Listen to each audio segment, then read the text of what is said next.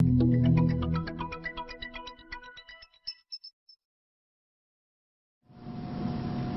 the next section, we'll describe the physiology of cardiac muscle. In this next section, we'll discuss cardiac muscle. So cardiac muscle has many similarities and some differences between it and skeletal muscle.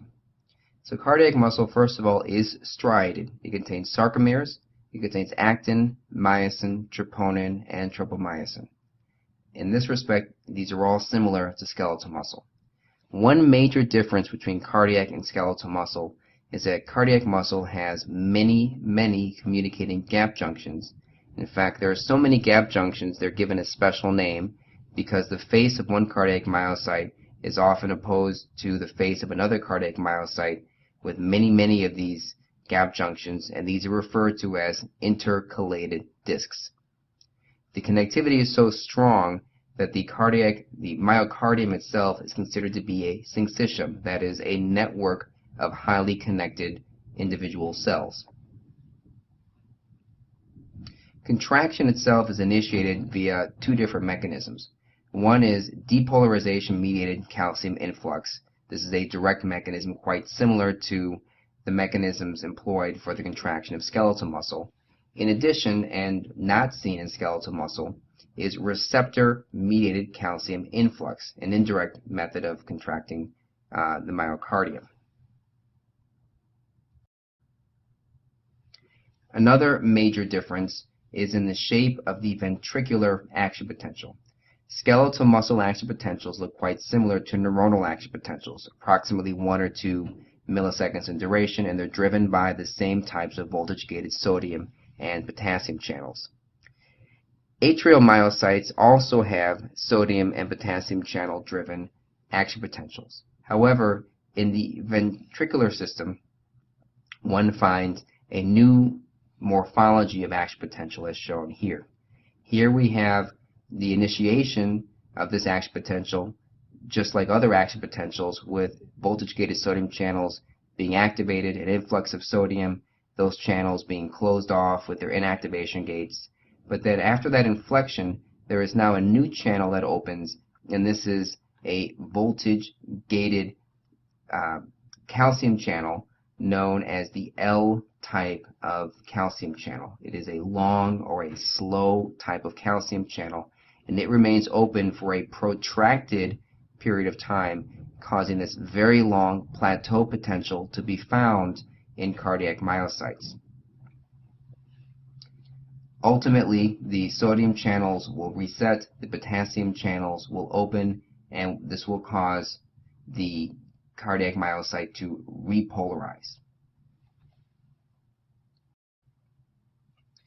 So in cardiac muscles, these action potentials have a very long refractory period. This is extremely important. This ensures that the contractile event is complete before the second action potential can be generated. This long action potential is due to the opening of these slow or L-type calcium channels, and this influx of calcium extends this period of positive potential. And again, the importance here is that the long action potential prevents tetany from occurring, and one could understand how tetany or temporal summation could be extremely detrimental to cardiac physiology.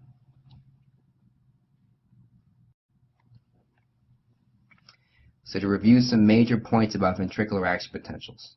The action potential is about 100-fold longer in ventricular myocytes, giving cardiac muscle a much longer refractory period.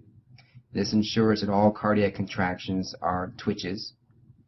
Gap junctions, which are substantial in cardiac myocytes, make the heartbeat all or none, meaning either all of the myocardium is involved or none of it is.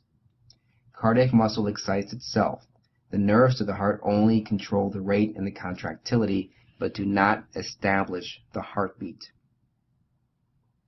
And as shown in the diagram of the action potential, it is the opening of fast sodium channels that triggers the action potential, just like it does in in skeletal muscle and in neurons. But then this is followed by the opening of these long, slow calcium channels. The next slide summarizes some of the differences between cardiac and skeletal muscle in a more diagrammatic way. At the top is seen the morphologies of the action potential. On the top left is the cardiac action potential with the sodium influx responsible for the up spike, the calcium influx responsible for the plateau, and the potassium efflux responsible for the repolarization, as opposed to the action potential of skeletal muscle, which has a spike caused by the sodium influx and a repolarization caused by the potassium efflux. In the case of excitation contraction coupling, in both cases calcium from intracellular stores is important. However, inotropic agents in the case of cardiac muscle can cause an increase in calcium coming from the extracellular space, which can influence cardiac muscle contraction. No such mechanism is in place for skeletal muscle. The length-tension relationship is shown in the third panel. As described earlier, there is an inverted U shape in the length-tension relationship, which is due to the overlap or the lack thereof between actin and myosin. However, the main difference here is that in cardiac muscle, the application of a inotropic agent such as epinephrine can shift this activation curve upward to give you stronger contraction for any given length.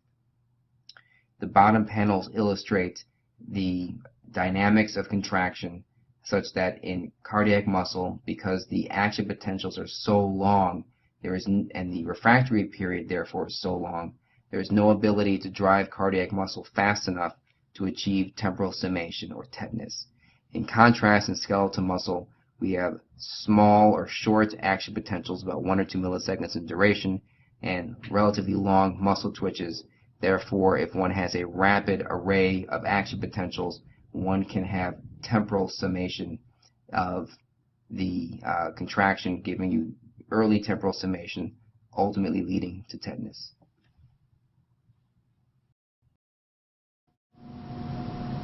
This concludes our discussion of the physiology of cardiac muscle.